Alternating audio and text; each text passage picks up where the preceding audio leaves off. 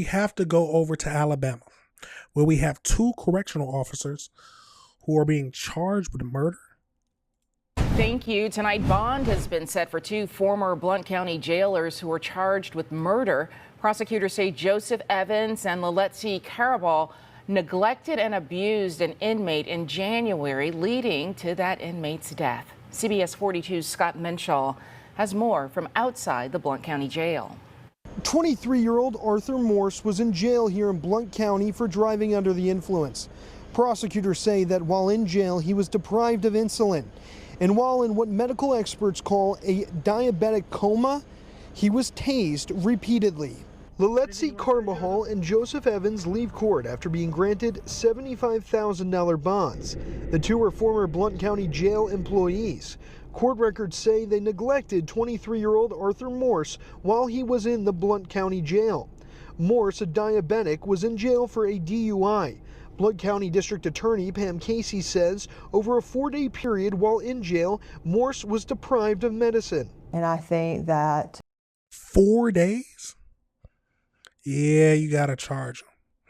And then repeatedly tasing him? Yeah. You gotta be careful. Some of these people who are watching over inmates might be just as bad as the inmates themselves. But let's keep going. you can look at the indictments in this case and see that, and the court filings that show that he was clearly having a medical event. In court, a prosecutor with the Blount County DA's office said that Evans and Carvajal punished Morse while he was incapacitated due to not receiving insulin. The prosecutor says Morse was restrained, seen throwing up dark-colored blood, and stunned repeatedly. Morse was transferred to the hospital and died on February 6. Today, Evans and Carvajal were given $75,000 bonds with the conditions that they cannot leave the state of Alabama and cannot have a job where they have authority over other people. That was one of the things we wanted to ensure, was that they would not have access to potentially anyone who would be in custody control or a patient, any type of medical oversight by either one of them. Attorneys for Evans and Carvajal did not return our calls today. They're scheduled to appear in court again next month. These sound like straight monsters. They said that while he was throwing up dark-colored blood, they tased him. Now, I don't know if I heard that wrong, but see, I never understand the judicial system sometimes. When some of these cases, I feel like they deserve no bond at all. No chance to get out. They should just be held in jail till their trial. And this might be one of those cases.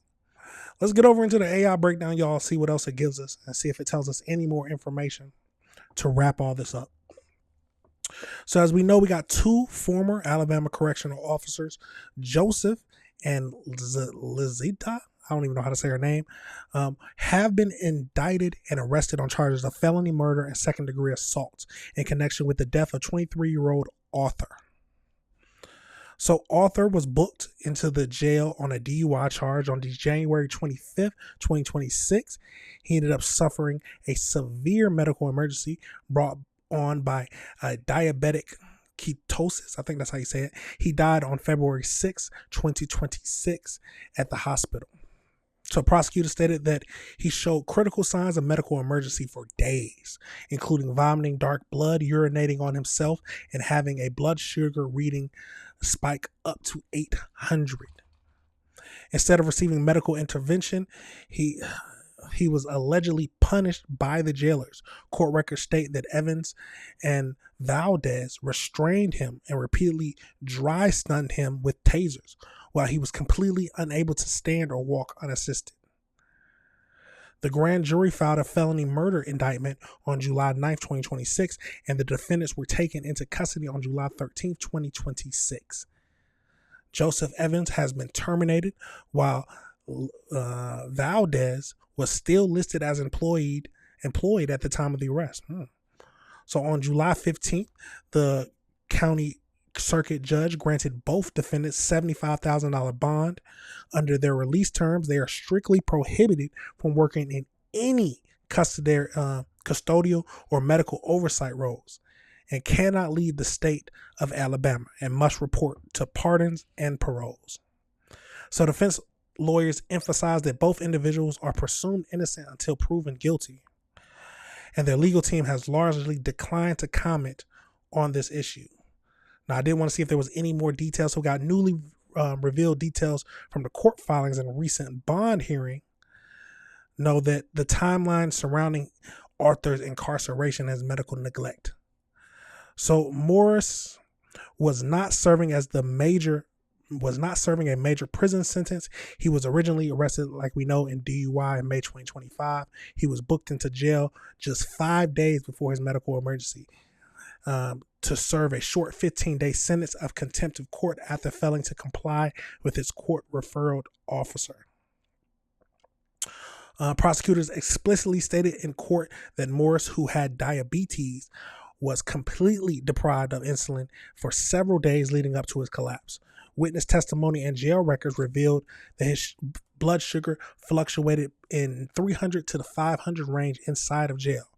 By the time he was finally transferred to the hospital, his blood sugar had spiked to near fatal 800 range, causing him to slip into diabetic coma.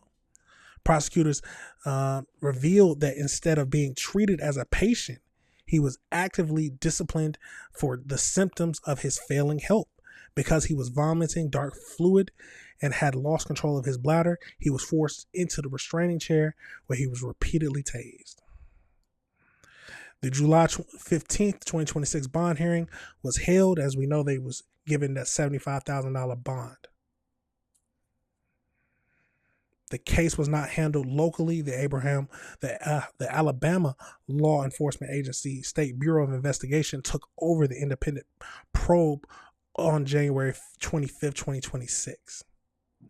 So court updates indicate that 19-year-old Valdez legal team has filed a request for her to be tried under the youthful offender statute, which could potentially limit her sentence and seal her record. It's a crazy situation, y'all. Let me know your thoughts and let me know if you disagree with anything I said.